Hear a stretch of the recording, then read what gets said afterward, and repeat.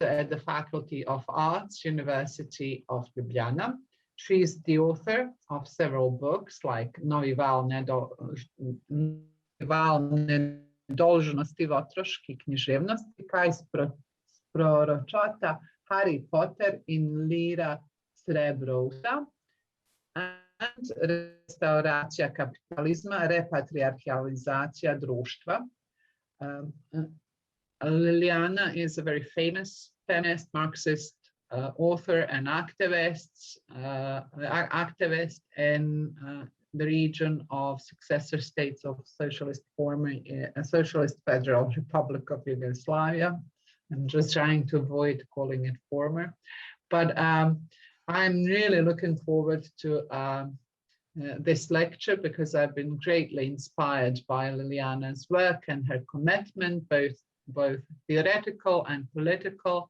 And today she is going to tell us more about her views on institutional patriarchy and key structural features as a key structural feature of capitalist exploitative systems. In the abstract for this lecture, Ljiljana said that capitalism is directly dependent on patriarchal subordination and gender exploitation of women. Its system of capital accumulation, among others, rests on the redefinition of social reproductive work as non-work and as a matter of private and individual concern rather than social and collective responsibility. The reimposition of exploitative capitalist relations in the former Eastern Bloc and the former republics of socialist Yugoslavia is based on women's redomestication and housewifeization. This is reflected in the promotion of part-time jobs and home-based work for mothers.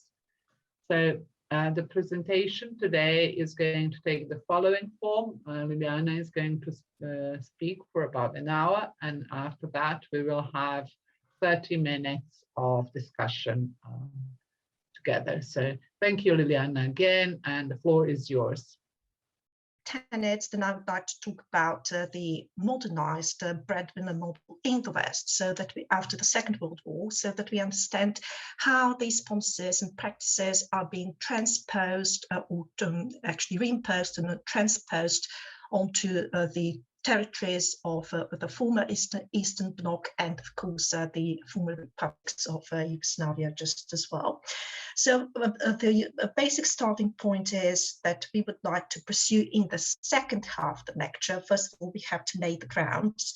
So we would like to talk about how, with the destruction of socialism, the countries of Eastern Europe and the republics of former socialist Yugoslavia have been subjected to intense processes of institutional repatriarchalization. And repatriarchalization has to do with the redomestication of women. And this process it has to do with the structural processes. So it refers to the structural processes on the basis of which women are pushed back into the isolation of their homes as economic dependents or semi-dependents, and also as round-the-clock primary childcare and welfare providers and elderly carers just as well, who primarily lack in basic economic and social rights. And this stands in stark opposite to the emancipatory rights that women enjoyed during socialism. So contrary to this common belief that is promoted by liberal discourses, patriarchy is not incidental to capitalism. It is also not a separate or just merely a parallel system that supposedly only runs alongside capitalism, supposedly only intersecting with it or overlapping with it occasionally. These are typical stances promoted by the liberal discourses.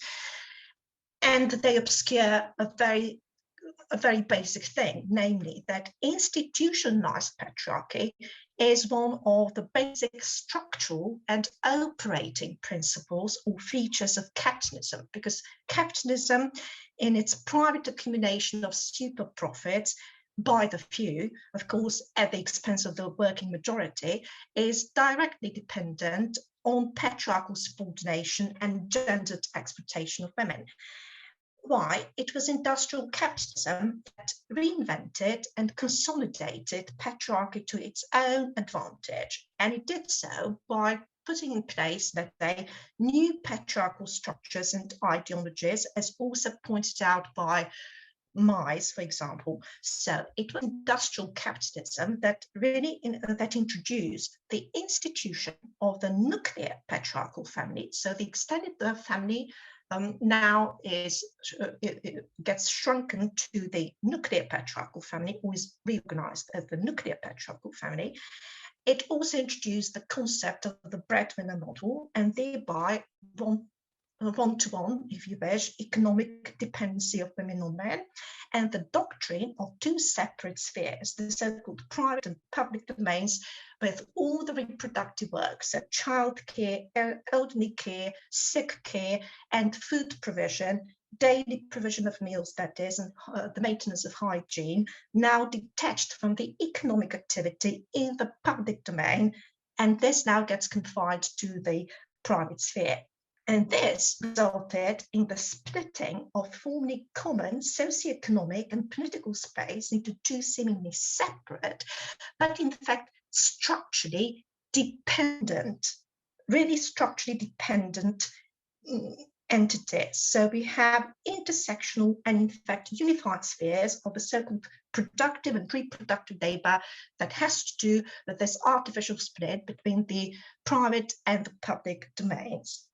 So these two spheres and these two categories of work, so the so-called productive, which supposedly belongs to the public sphere, and the reproductive, which is defined as non-productive, even though, of course, the end result of the so-called reproductive work is a fully constituted and fully developed human being. So it's a form of production. So the idea is that these two spheres, these two categories of work, were not only artificially split from each other, but they were also hierarchically reorganized and therefore, let's say, differentially valorized according to the newly instituted gendered division of labor.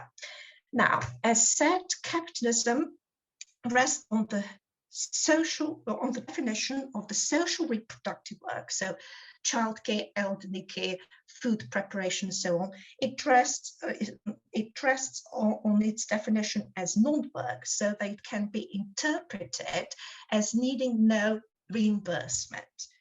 And therefore, it is reinterpreted as a matter of individual and private concern, as already stated, rather than as a matter of community-based care and collective financial responsibility.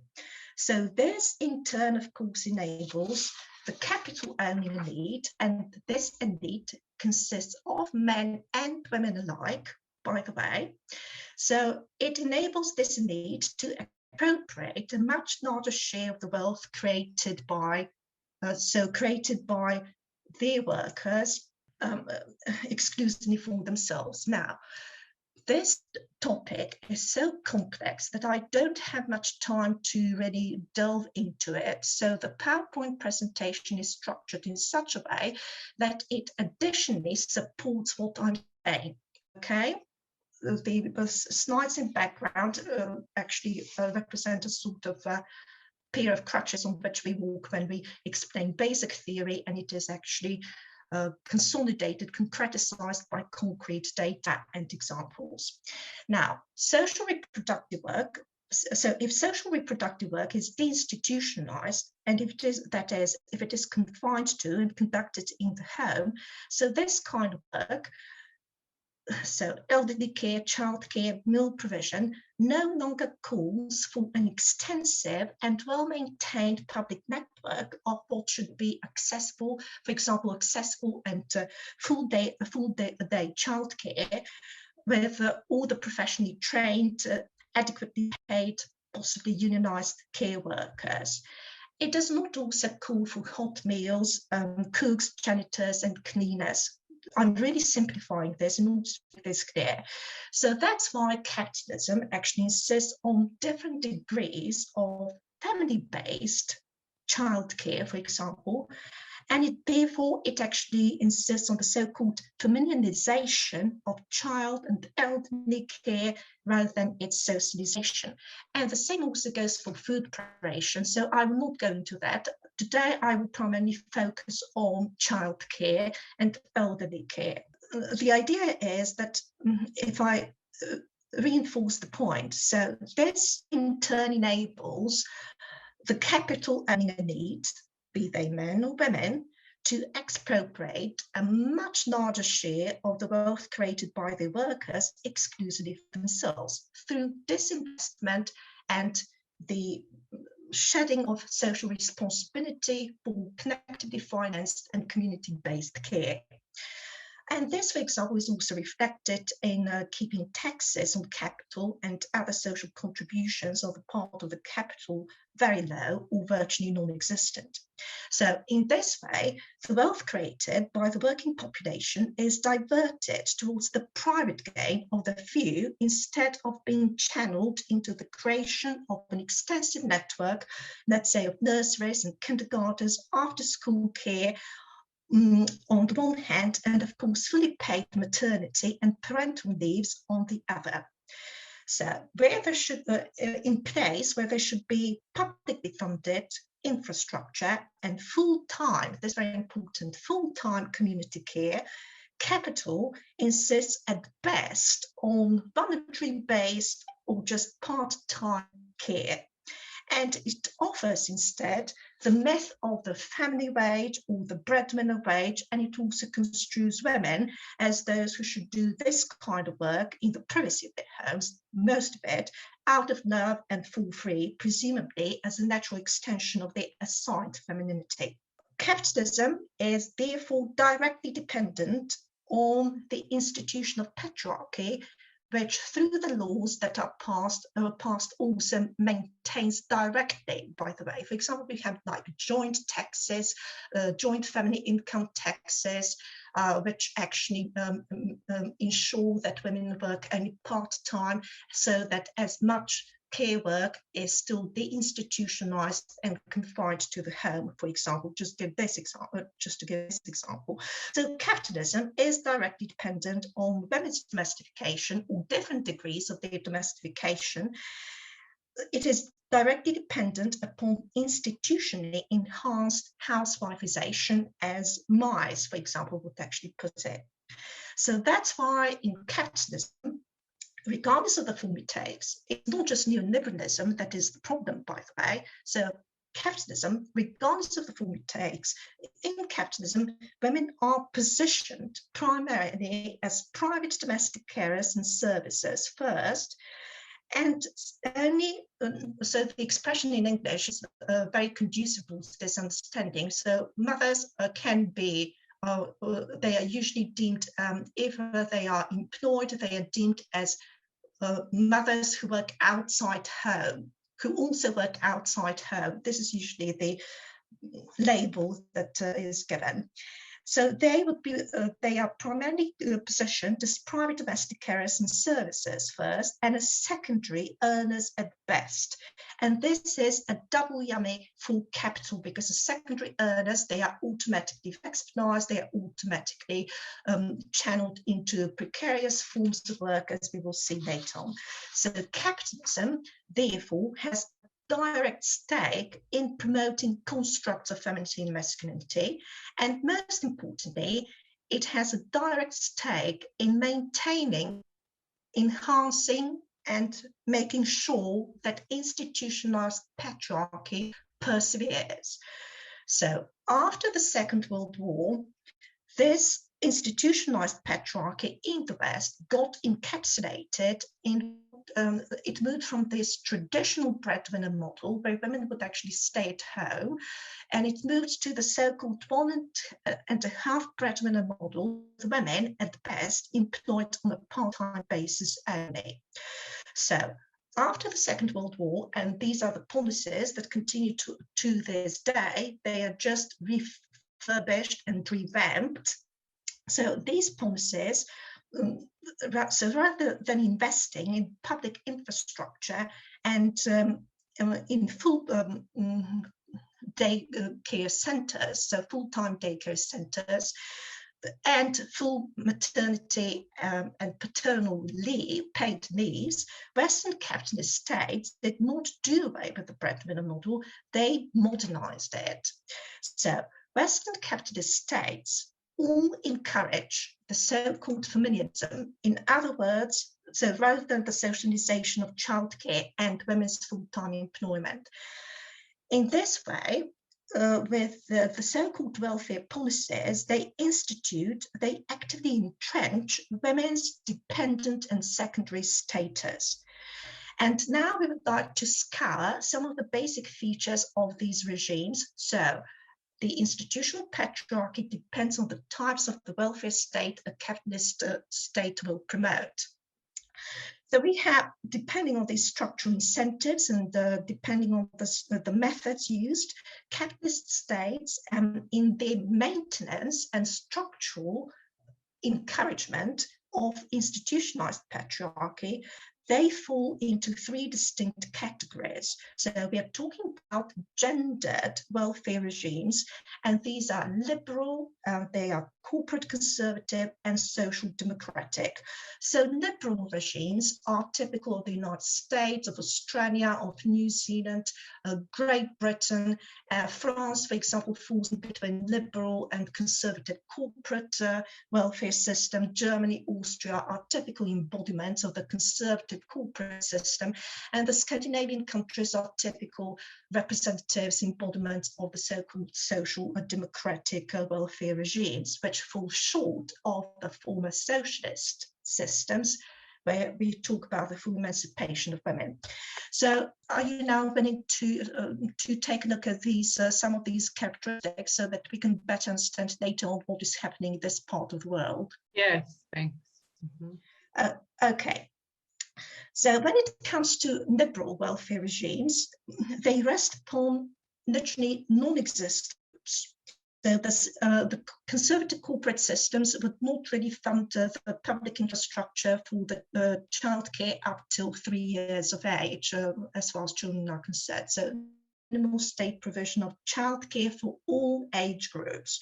So the state provides tax breaks for upper income families. All these tax breaks actually work to the advantage of the upper income families. So at the same time, the capitalist liberal states, with their model of the institutional patriarchy, they also entrust very sporadic forms of what is formal provision of childcare services, tax breaks and means-tested subsidies constitute what we call a very limited form of public co-funding. So feminists are instead instructed, and through these structural incentives, they are encouraged to make their own care arrangements privately. So upper income families are encouraged to use these tax breaks towards the hiring of the private stay-in nannies, so that the upper class women can avoid part-time work arrangements for themselves. For the majority, it means taking on part-time jobs or home-based work, or if you want to enter the labour market on a full contract, basically you have to download the care responsibilities upon other family members, and that would actually mean your mothers or grandmothers who, as a result of this, might also exit the labour market prematurely before they actually manage to reach the pension, the retirement age. So in Britain, for example, if you take a look at this, in Britain, local authorities, municipalities, they're responsible for providing public care only for children with special needs, and also only some groups of financially disadvantaged children, but not for the rest of the population. Privately run kindergartens operate on a part-time basis, and they are mostly targeted at children aged 4 and above, but not the children of a younger age. So the idea, the majority of mothers are forced either to outsource childcare to their relatives or to work as part-timers. And as part-timers, women are, in Britain, they are subcategorized into those who can actually put in only 2 hours of work per week, 6 hours.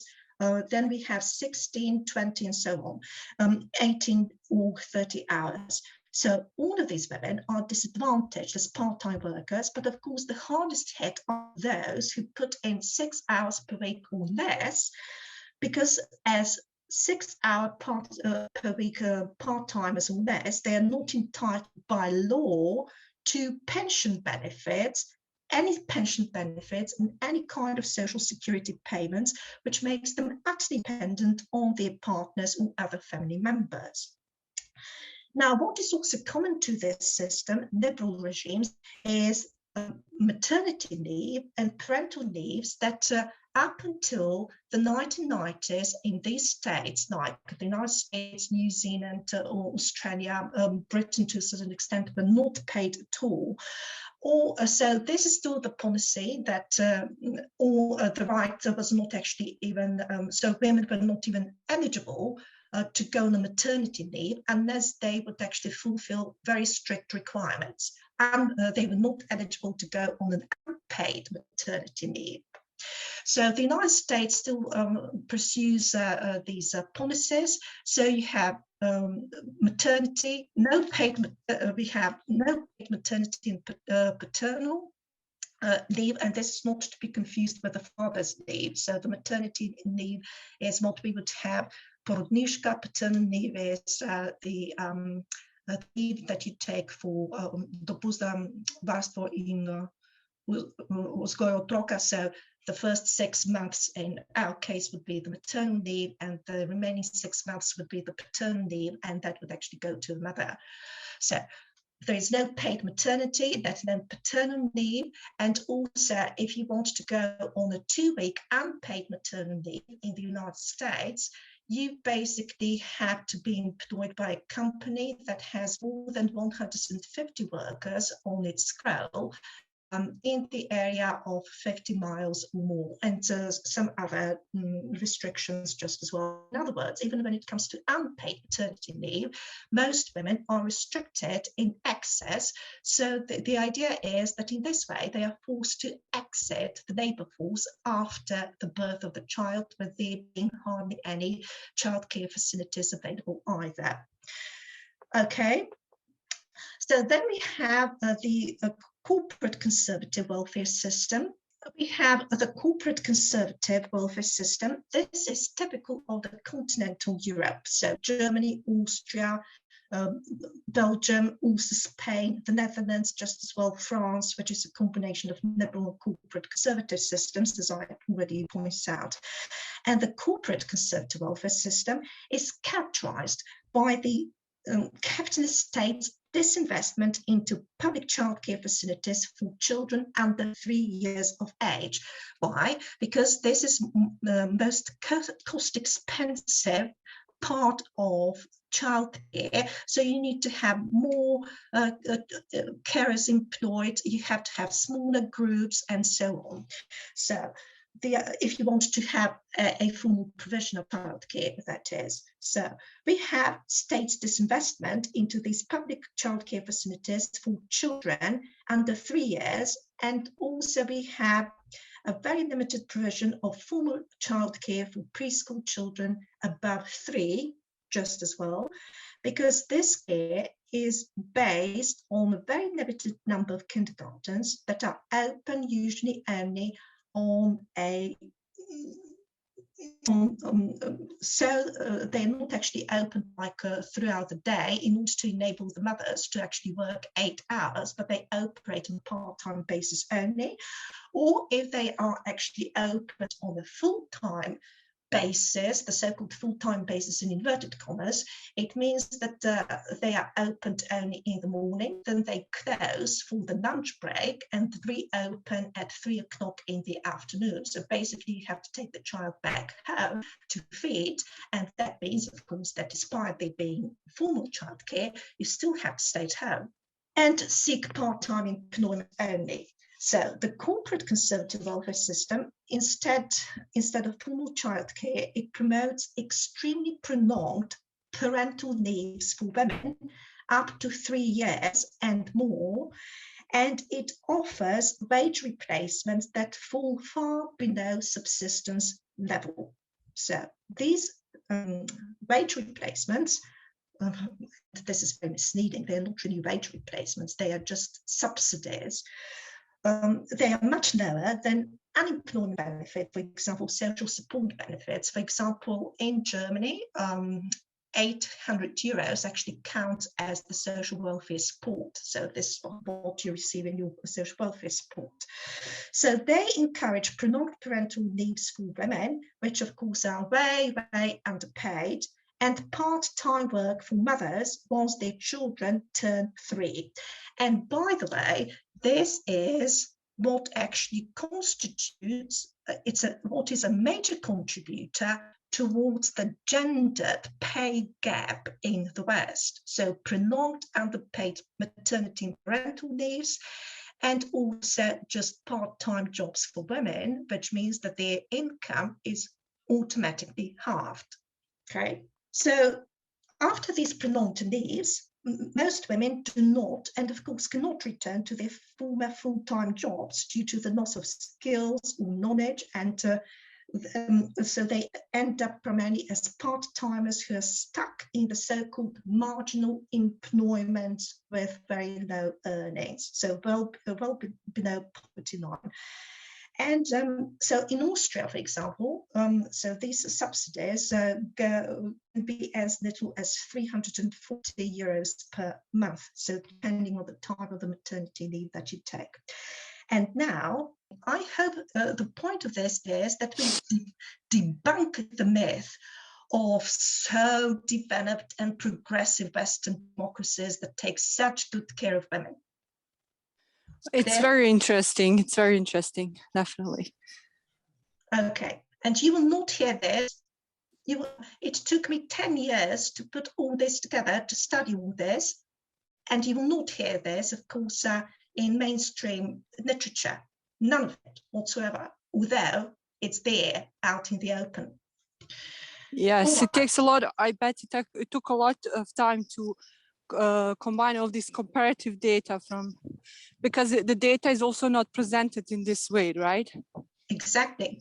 It is fragmented, and then it is wrapped up in a seemingly women-friendly discourse, namely that this is of benefit to women. It enables them to work, but they work as part-timers only, and they are still, of course, dependent upon partners who must be there. So the idea is that women will have a partner, you see, and it is a structural incentive for women to enter partnerships, whether they want to or don't want to. Now, let's move to the social democratic welfare regimes. So contrary to this popular myth, propagated and promulgated by the corporate media in our region. So Scandinavia is like the ultimate, is always put on the pedestal. It's something that we should really look up to, which is, to say the least, ironic, considering the kind of gains made here in this part of the world during socialism. Because Scandinavia learned from Yugoslavia. Daycare childminders working from their homes, who are, of course, to say the least, not subject to regulation or professional training. The assumption is that women can do this simply because they are women. By being mothers, they can automatically also mind a few other children in their homes, and supposedly they can do this. You don't actually receive a full wage replacement. You get a percentual replacement of your wage, and it usually falls 75% of your monthly wage. So basically your income is automatically lowered. And of course, that means that if we are talking about minimal wages or middle ranking wages, that means a very big cut in your wage, and of course it destabilizes your economic independence as a mother. So the Scandinavian model represents what sociologists have termed the third type of feminism, or optional feminism. So the state provides and subsidizes public childcare facilities for all age groups, but the ratio is set in favor of part-time rather than full-day childcare services, rather than so childcare services that would actually cover the full working schedule that is 8 hours of work for the mother. And the same also holds true for publicly subsidized private childminders. And of course, this leaves feminists only partly unburdened from full-time caring responsibilities. So women who wish to keep their full-time jobs are forced to seek other forms of informal care arrangements.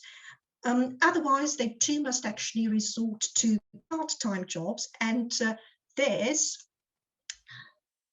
is, of course, not their personal choice. It is not one's personal choice. It is a matter of structural restrictions, and then the fact that women opt for this is presented, oh, it is their choice. It is not their choice. It is a fake choice.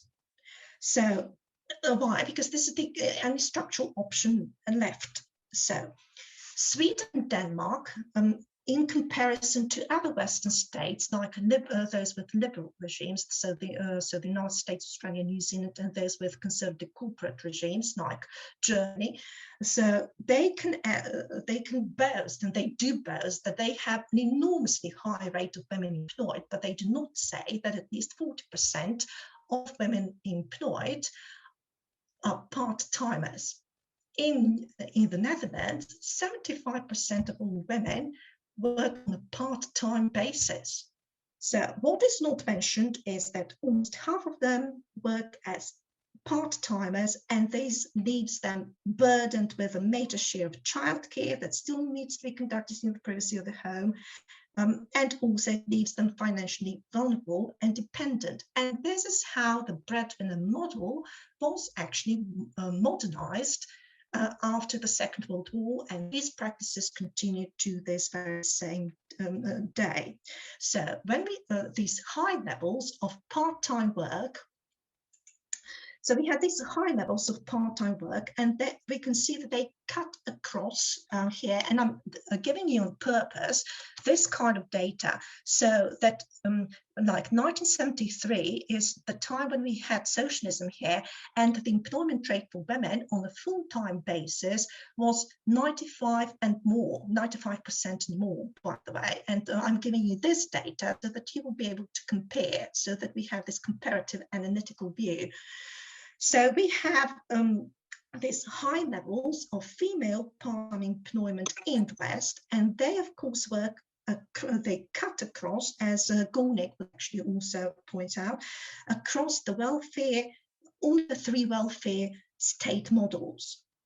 And this is also one of the intended results of policies that are set on feminism, regardless of the structural incentives. This is very important, and methods used. The end result is always the same. So the method might differ, but the end result is to be the same. This is to keep as many women as part-timers only, and to keep as much childcare deinstitutionalized, as well as the elderly care, by the way, deinstitutionalized, so that the capital can actually doesn't have to pay much of the benefits. There's hardly any kind of parental leave benefits that are paid. So this means actually that the capital can appropriate much more of the share of the surplus labor created by the workers for itself, rather for the welfare and benefit of the working population.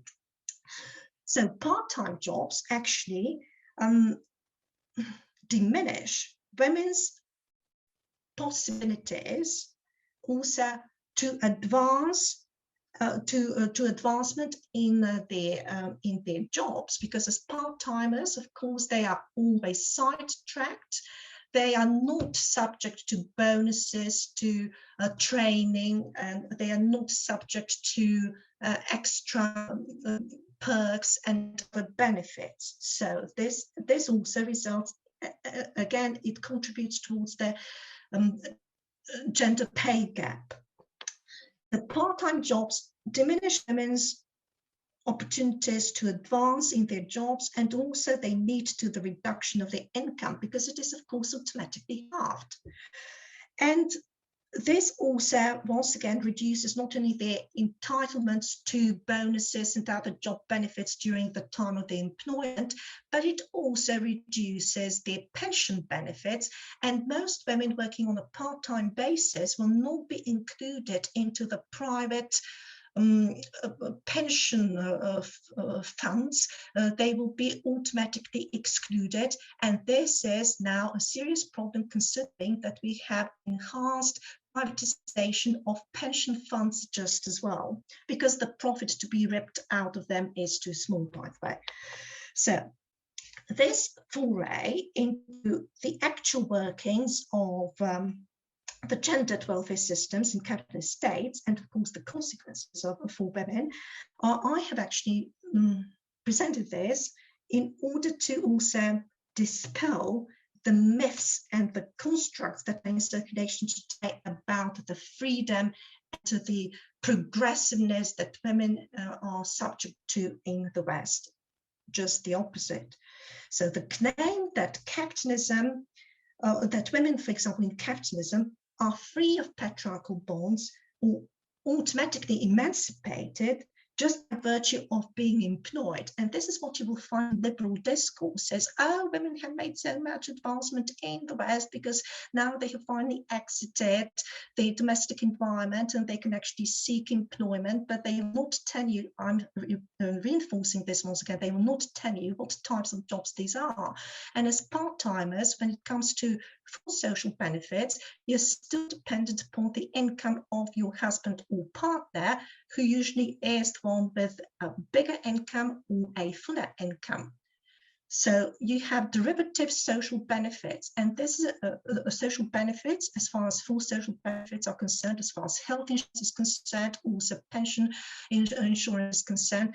So these benefits for women who are part-timers are still, if they want to enjoy full benefits, they either have to co-pay out of this meager earnings or into the funds, or these rights are derivative and they are limited because they are never ever full rights. Okay, after school care facilities, and this on top was topped with affordable school lunches and other social programs. So this is what enabled women's economic emancipation and social emancipation.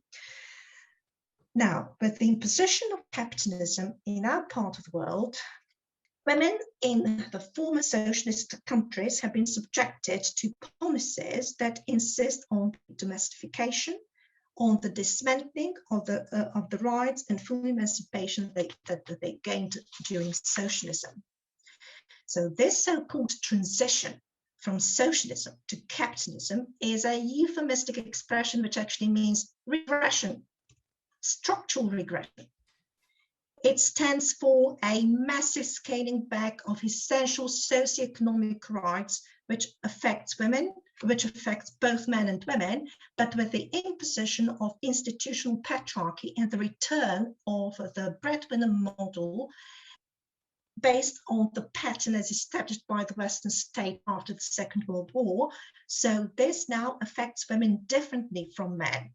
Now, to make sure, this is now not about favoring women versus men, but it's about taking a realistic look at how women and men are differentially positioned structurally differentially positioned as a result of the imposition of capitalism, the imposition of the implicit or explicit imposition of the breadwinner model, and therefore the restructuration, or in other words, the restructuration of the welfare state, or in other words, the annulment of the socialist welfare state. So this reinstallment of capitalist social relations rests on the processes of repatriarchalization. And once again, this is most evident in the dismantling of the socialist welfare systems, the extensive network of public childcare facilities and fully paid maternal and parental leaves. So these social benefits have been either drastically reduced or restructured to minimize or to do away completely with the financial input that on the part of the capital now that would be, so that would actually require lesser share in the expropriation of the profits. So maternal and parental leaves sad malo slovenački, okay? Torej, let's have a measure of this.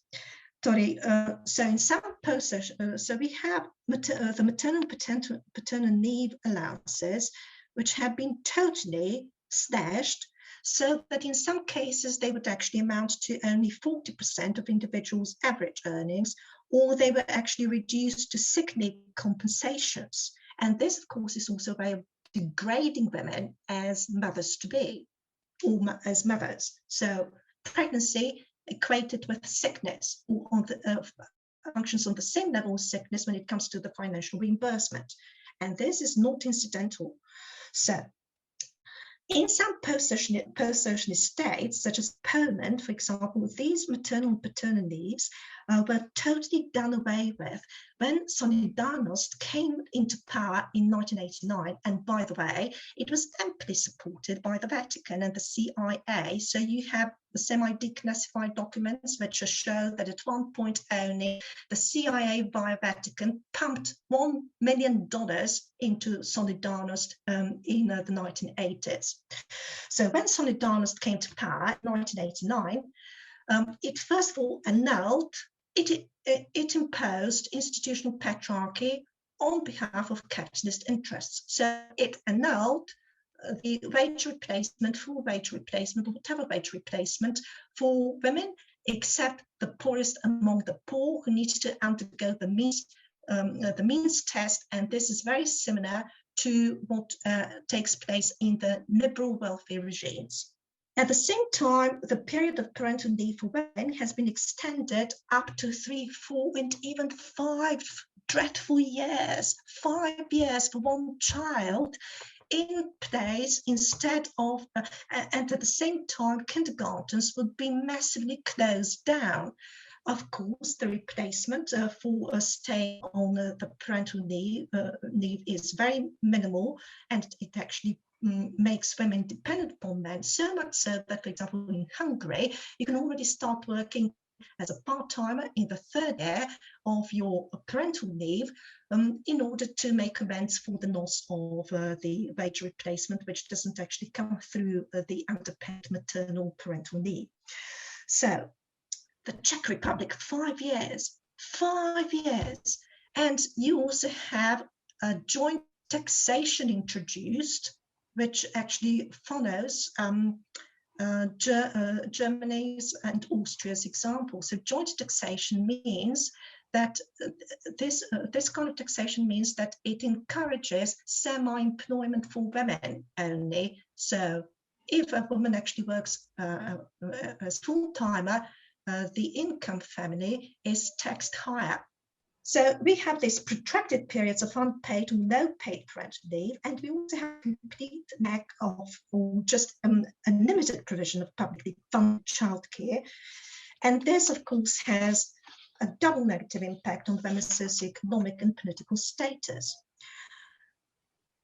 Now, as capitalist regimes, which are all based on the privatization of care, as they place childcare responsibility in this way squarely on feminists, and that is a euphemistic expression on women, they effectively force women to exit the labor markets to tend for children, but also very perversely presenting this move as their own choice, exactly the same dictum, the same discourse as in the West. Now, we see how the maternal leaves have also been changed and reappropriated in our part of the world. Croatia, for the very first, was the very first of the former republics of socialist Yugoslavia, so who would, in the 1990s, also undermine women's economic would undermine women's economic stability during the maternal leave. So in 1993, it introduced the upper limit as far as the height or the level of finances paid to women, to mothers was concerned. And then in 1996, it actually introduced the so-called flat rate. So flat rate payment, and that means that, of course, this is a very symbolic payment. In 2008, the flat rate payment actually was preserved for the parental leave, so the 6 months leave.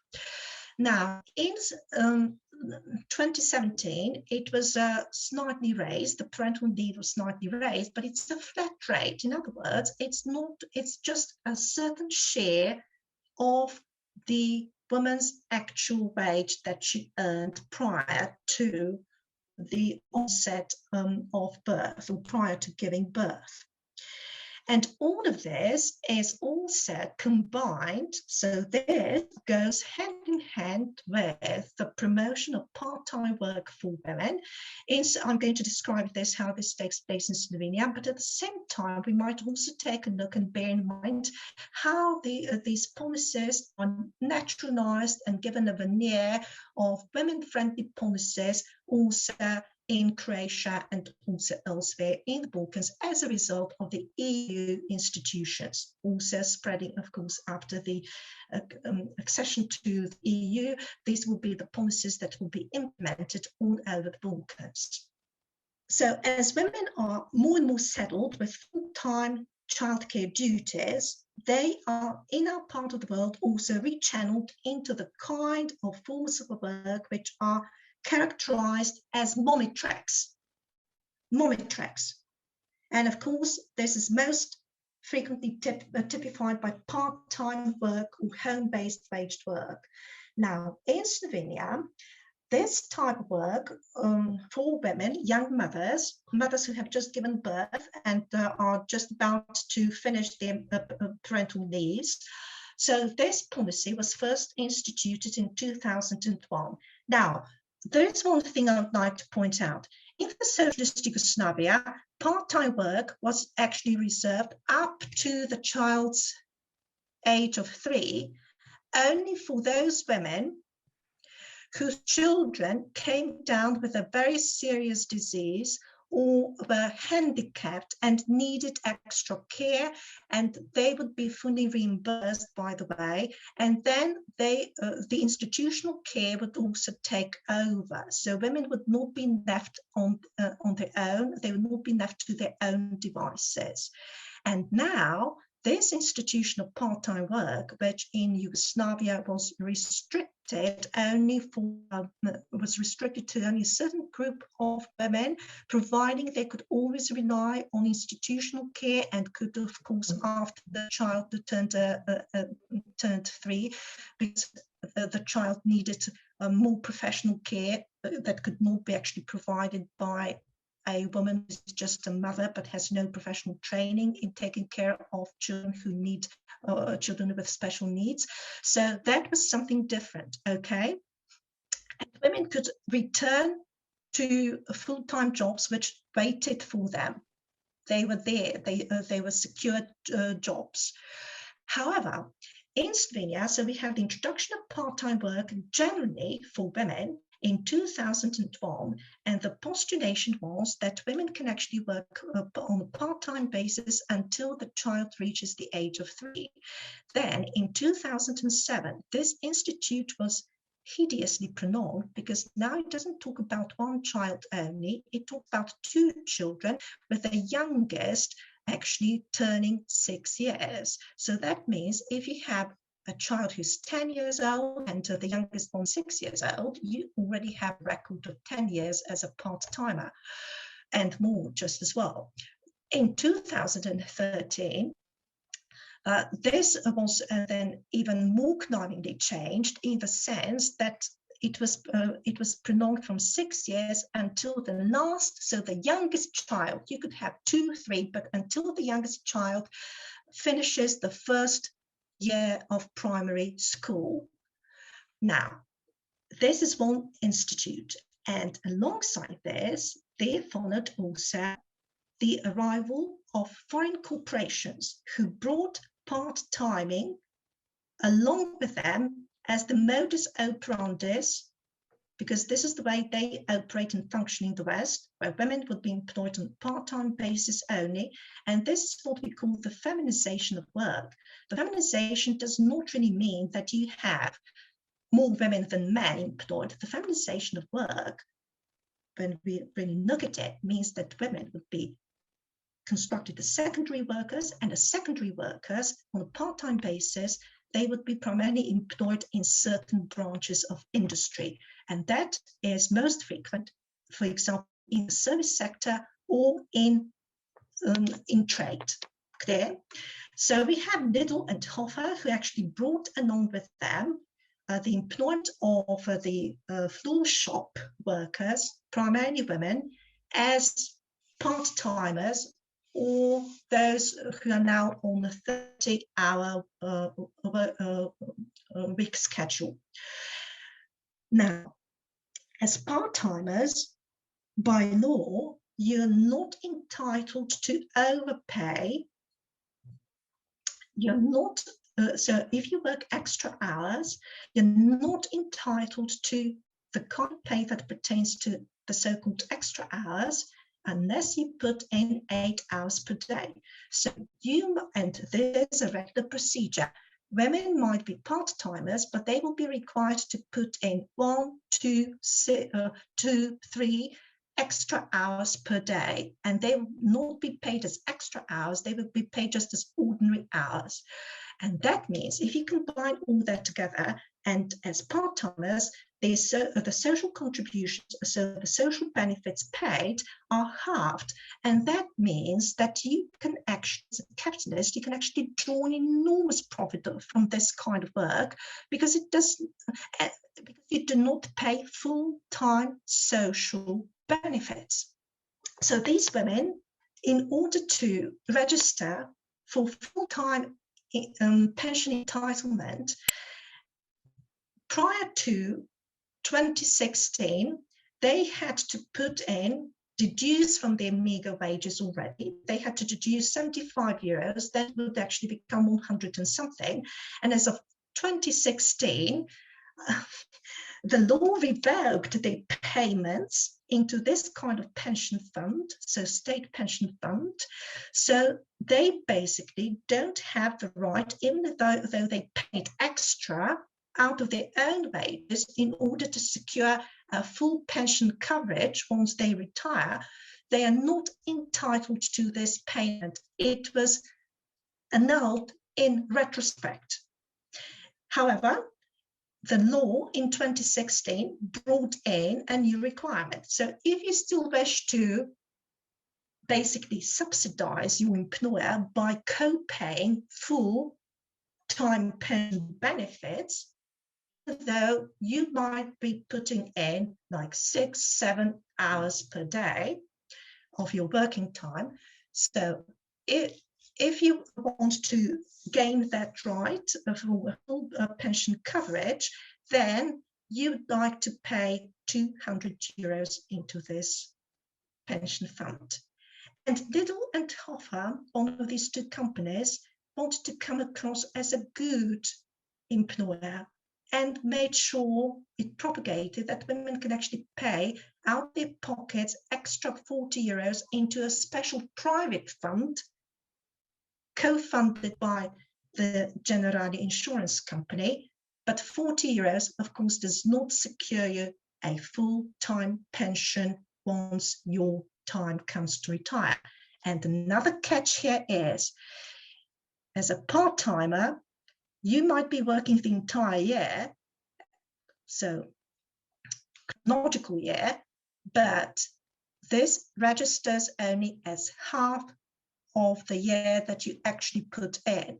So if you work like 40 years as a part-timer, that means that you have officially recorded only 20 years of working time. In other words, you can never actually retire properly. And as a pensioner, you are dependent upon the full pension or subsidies coming from somebody else.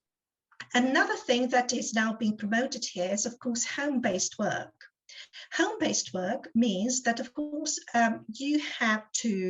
you basically subsidize the employer as far as the infrastructure is concerned, as far as the heating expenses are concerned, as far as electricity is concerned, and as a home-based worker, as the practice goes in the West, you are not really paid per hour, you're usually paid per pieces that you make at home. So it's a different kind of rating of the pay, and it's the so-called quota that you have to meet, and the quota is always set up so that basically you have to usually you have to put in 4 extra hours in order to meet the quota that is otherwise set for 8-hour working schedule in the formal economy.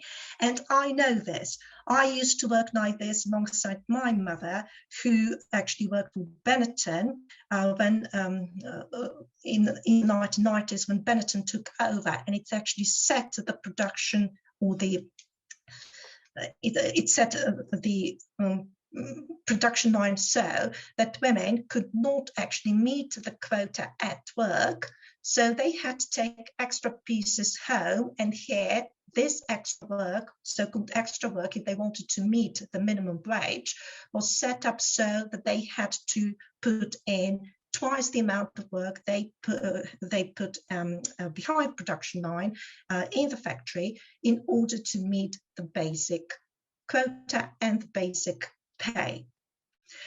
So, in addition to that, what we also have now is the promotion of part-time work and the promotion of home-based work.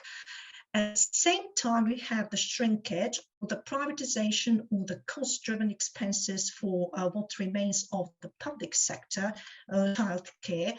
And instead of that, so along with that, we also have the promotion of the precarious working conditions for childminders. The private nannies, or the nannies who are taken out of the formal sector, are rechanneled into the private agency, so private employment employers agencies, care agencies, and they are, of course, as childminders in the homes of the well-to-do, exempted from connective agreement, and the kind the childcare work is deliberately deprofessionalized, so they could be actually paid less. So if we take a look at this, let's see how this takes place. Look at these statements made by women, so upper echelon women who would actually hire private nannies to work in their homes. And of course, as private nannies, they are not expected to put in just the childcare work. They are also turned into proper domestics, so handmaids and domestics. They have to do all sorts of household chores in exchange for the pay of the childminder, who, of course, in the private sector is not protected at all, exempt from connective agreements. So women themselves, upper echelon women, in the interests of capital, whether it be the firms of their husbands, who of course consequently pay less tax, and consequently there is disinvestment into the public sector, and consequently there is the emphasis on part-time jobs for women, or home-based jobs for women, most women, where the upper echelon women relying more and more on private nannies. And they feminize their work. They deprofessionalize it in order to pay it less. In other words, they themselves contribute towards the perpetuation of the constructs of femininity on behalf and in favor of profits that they can draw. So we have this reprivatization of maternity and childcare, which pushes women back to the newly refurbished private sphere. These women, by the way, these women who would actually hire out nannies, they would actually, in the formal sector of their work, they would actually require the kind of working conditions and protections that they do not extend to their own private nannies by feminizing their work and deprofessionalizing it. If they are accosted with the same policies as their formal places of work, they will wreak havoc but they will not treat the women they employ in the same way. And this is the double standard, which is encouraged by the privatization of care, the dismantling of the public sector, and the housewifization, so different degrees of housewifization of the majority of women.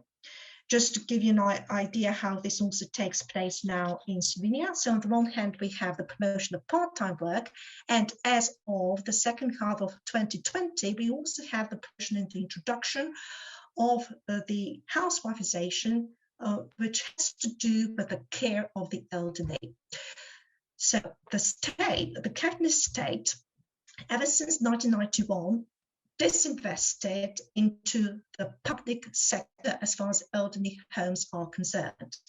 At the same time, it would actually give out concessions to private actors in the field who would start building the elderly homes.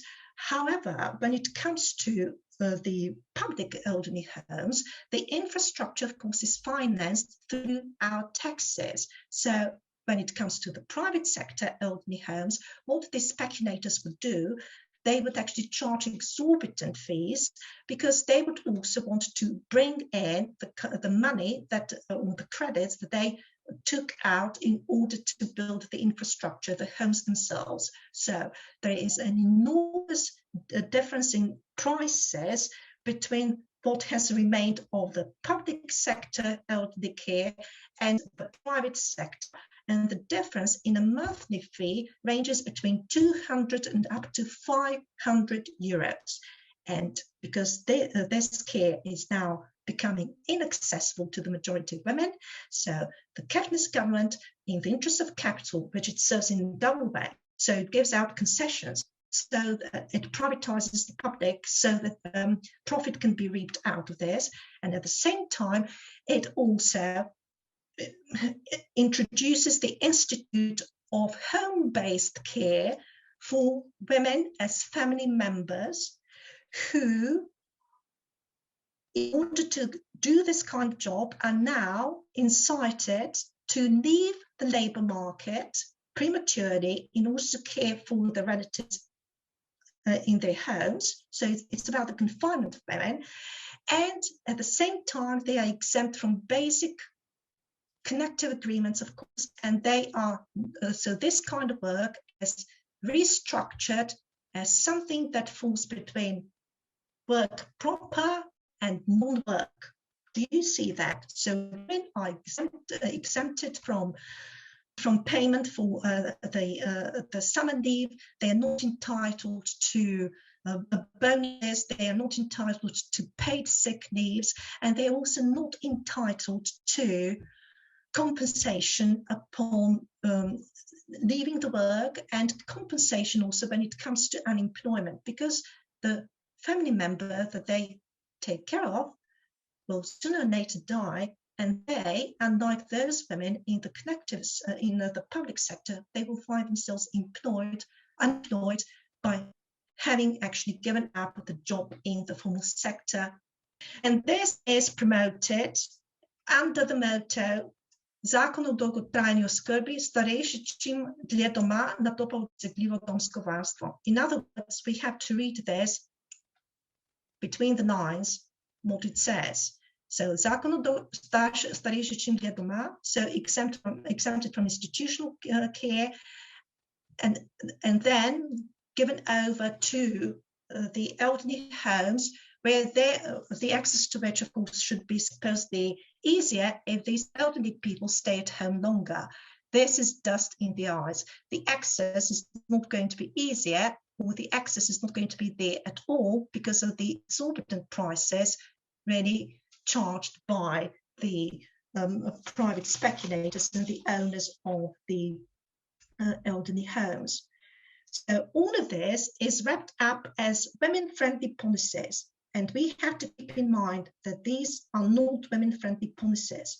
They are there to exonerate capital owners from the social responsibility and the huge financial costs or input that is necessary for the reproduction and maintenance of the current and future generations of labor force. And this, of course, enables a huge accumulation of private capital by the so-called gendered dispossession.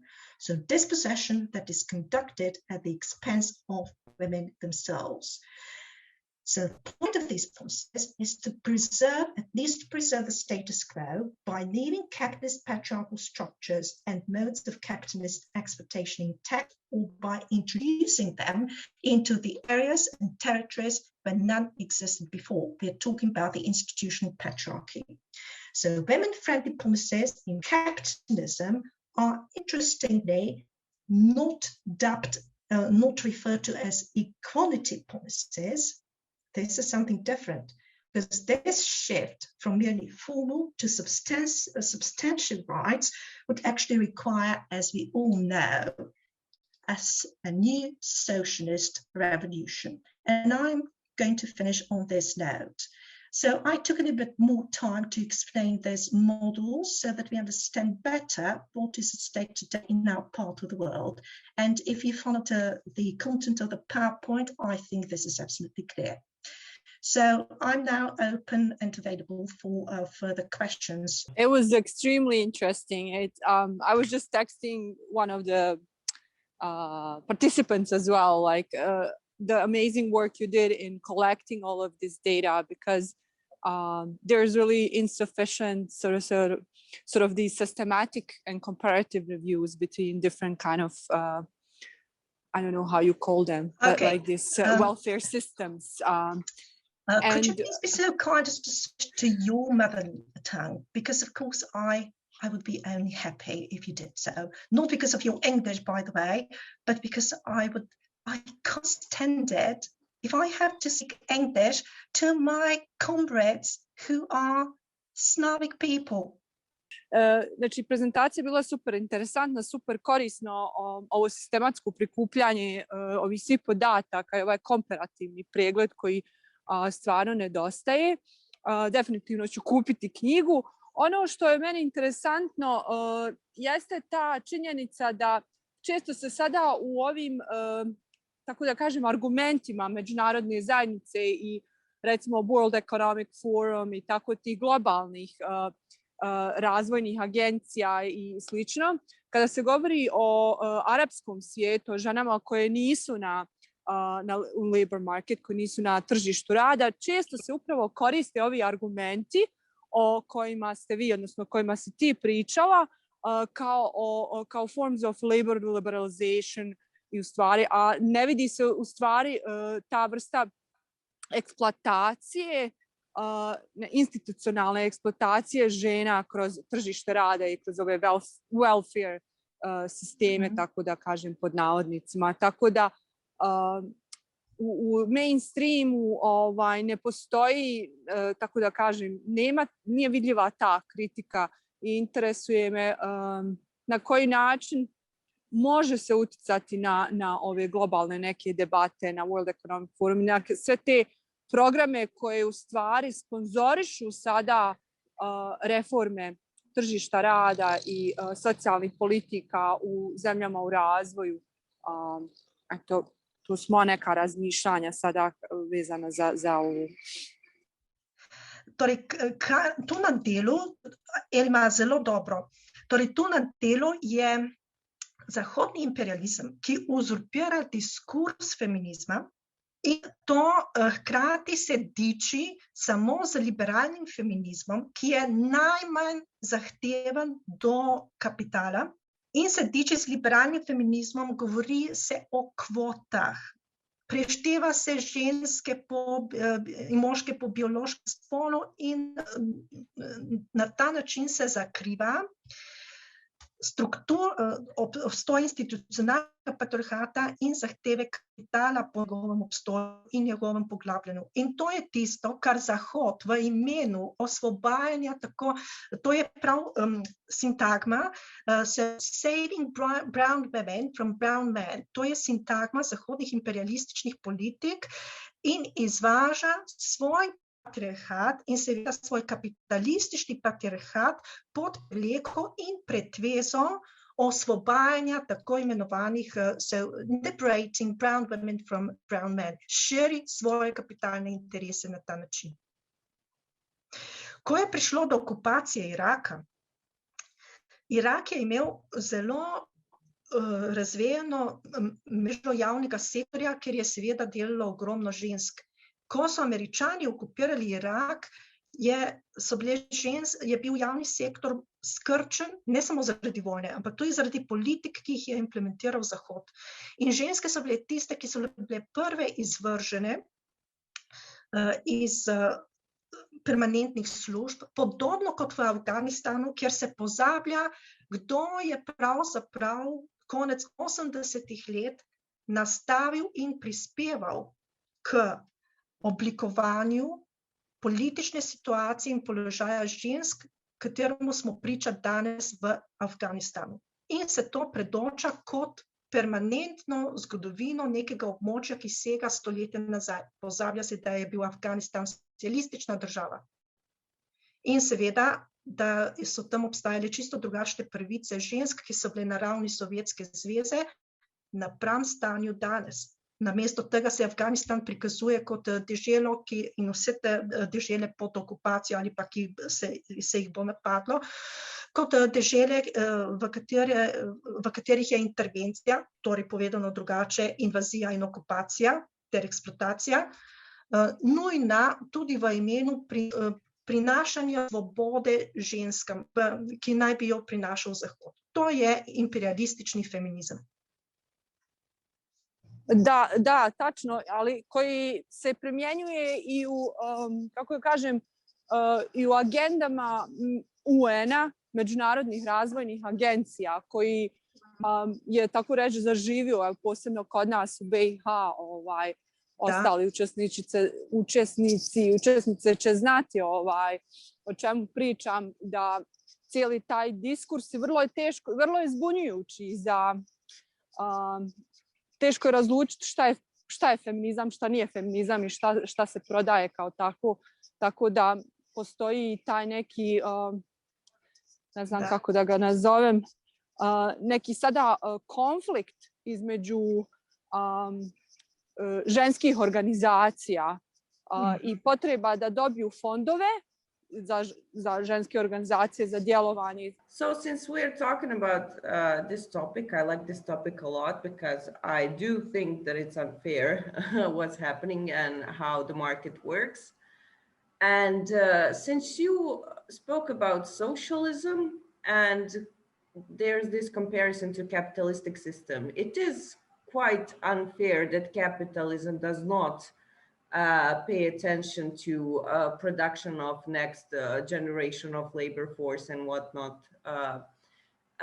My first question is, do you think that socialism would solve this problem completely? And another question is, don't you think that patriarchy and capitalism kind of go hand in hand? Because if women worked all the time and did not take care of children and their men, under quotations, because this kind of care and politics of care, it just like goes without saying that it's unpaid work. So don't you think that it's in both of their interests to keep it like this kind of state as it is? I mean, it's the only logical progress of the society. It doesn't seem like we are going to do something soon about it. I mean, in a feminist way and in any other way, it doesn't seem like, I mean, we might get like some benefits, but that it will be solved and that there will be equity, equality. As long as there is capitalism, in whatever form, there will never be emancipation of women. Yes.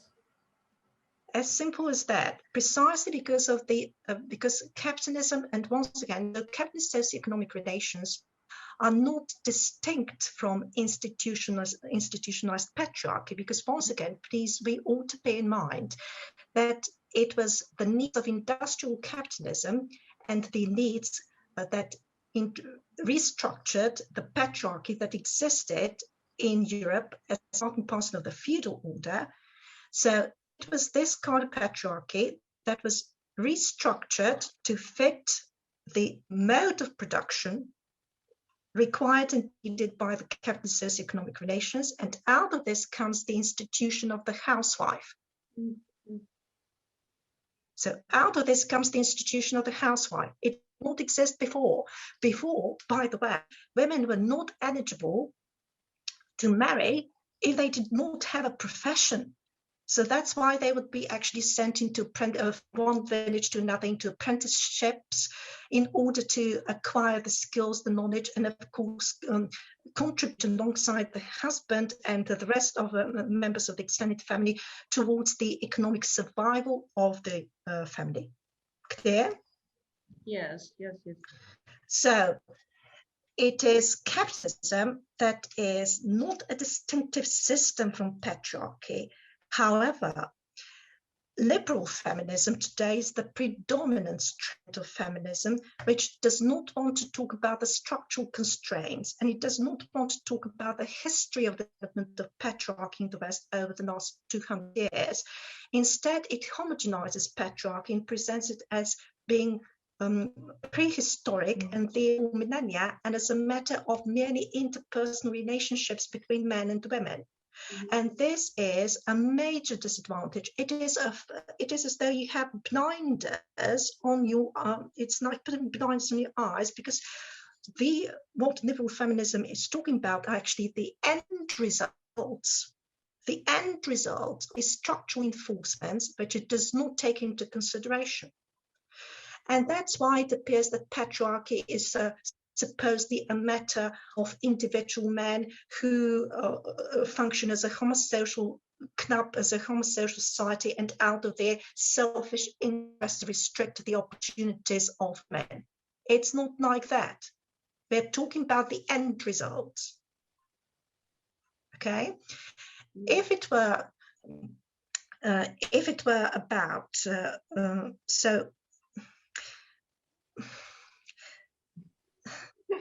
It's okay, it's okay.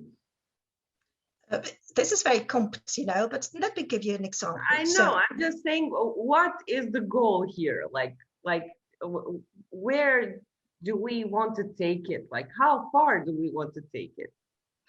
We want to take it as far as possible before it is too late, and it is already too late. So if we subscribe to these policies, we actually subscribe to our own expectation and the expectation of the rest of the humankind. Oh, that's gonna take centuries, I think. Yes, but it is not that impossible, considering what, of course, the history has to teach us. So we always have to cultivate, and we have to foster and hone this kind of critical awareness, which is also social awareness, it is class awareness, and feminism. So feminism, which is structural, systemic, rather than quota feminism. So this kind of feminism will always understand that the rights of women are an essential part of class struggle, that they are not separate from it. However, if we have fragmented identity politics kind of feminism, then it will appear that one group is an opponent compared to another. And this is exactly what we should not submit to. We should see through these policies. We should see through these politics. And basically, that's why we need to be persistent. We need to have faith, even if though there appears to be no light at the end of the tunnel at the moment, even though there appears to be just a tiny flicker. But we have to create that flicker. We have to keep this in mind, and we have to educate our people. We have to educate ourselves in order to keep this critical mass going and have it there when the fractions of the capital are at each other's throat again. Creating a rift. Out of endurance and persistence, as you said, you've been working years to actually excavate and put together all this data, because this really is an endeavor that takes for transformative politics, for emancipatory politics, you need political archaeology, almost excavation, in order to find this knowledge that you can actually, well, I'll use this term, weaponize, but for the causes of social justice. Otherwise, it, as you say, it remains hidden, scattered, not visible. It gets, as I said, fragmented and obscured. So I just wanted to thank you for that, because there are very few people in the region that actually still stick to this commitment to structural and systemic feminism, that kind longevity and also this endurance or persistence that is required if you want to build sort of a solid basis for struggles ahead. Thanks, Lily. Yes, and it's modesty. Modesty is also one of the characteristics that you have to subscribe to. This is not about look at me, see me. This is about being modest in your endeavors and in your promises. I mean, in the sense that you are not after the, it's this common policy that if you do something, you want to be also the center of attention. And in this way, feminism in its own right is actually building upon cults, so personality cults, and this is not healthy. Of course, it's not healthy. So that's why modesty is required to push this agenda forward without pushing yourself in front, staying behind, but pushing the agenda forward. Modesty. Lili, I mean, ja bih želio nešto da dodam. Možda sam ponukan ovom tvojom frazom, odnosno riječju modesty. Modesty nam treba. I tu vidim možda neki double bind, neku vrstu opasnosti. Da li je zapravo modesty, zapravo evo, sad ne mogu ja da se sjetim prijevoda riječi modesty. Skromnost. Skromnost, ko je to? Ko mi je pomogao? Hvala. Jest, skromnost. To su naši bratski i sestrski jezici. Skromnost, da. Da li je pitanje skromnosti? Jel mi skromnost onda više vuči na neku vrstu fake morality? Ili je li skromnost prava ono zaista što nam treba, ili nam treba da budemo svjesni da ne zapadamo u samodopadnost, odnosno complacency. To mislim sa tem cult celebrity. A veš, da se feminizem potem izrodi samo v nekaj oseb, ki postanejo cult celebrities, in tu ni napredka, to je zopet izolacija. Točno to, kar si rekel, to sem imela v mislih. Ampak angleščina ni okej, ko se sporočajo te stvari. Super, hvala. Samo sam htio to da pojasnim malo, zato što mi je modesty mi je malo više vuklo na neku vrstu kolektivnog moraliteta koji se ponovo uspostavlja, ne, ipak je ovo. Dobro. V redu, dobro. Imamo še kakšno vprašanje, prosim, ali pa komentar, vse dobrodošlo.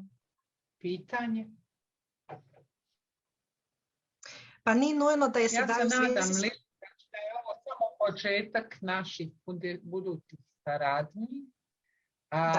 Malo veći, pogotovo ja se nadam ako se stiša ovo korona vrijeme malo, kraj se možda uspijemo negdje nekada i vidjeti, ali zaista mislim da je za ovakve nam stvari potrebno više kolaborativnih programa. Na neki način smo se već iskristalisali, iščistili i mislim da se desilo nekakva vrsta bolje artikulacije na sceni u smislu ko je bliži kome po ovim shvatanjima ključnim oko marksističkog i socijalističkog feminizma.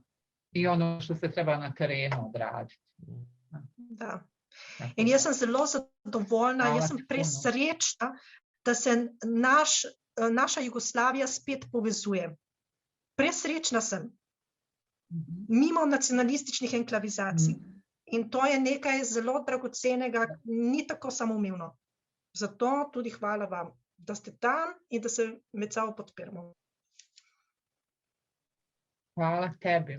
Hvala tebi puno, Lili, i hvala svima koji su bili danas s nama na predavanju. Mi ostajemo u kontaktu. Da, kadarkoli me lahko tudi pokličete. Super. In sedaj, kaj se moramo posloviti? Ja, potem pa doviđenja. Pa da, tako je. Doviđenja svima, hvala puno. Doviđenja, hvala puno. Doviđenja. Hvala Lili. Malenkost.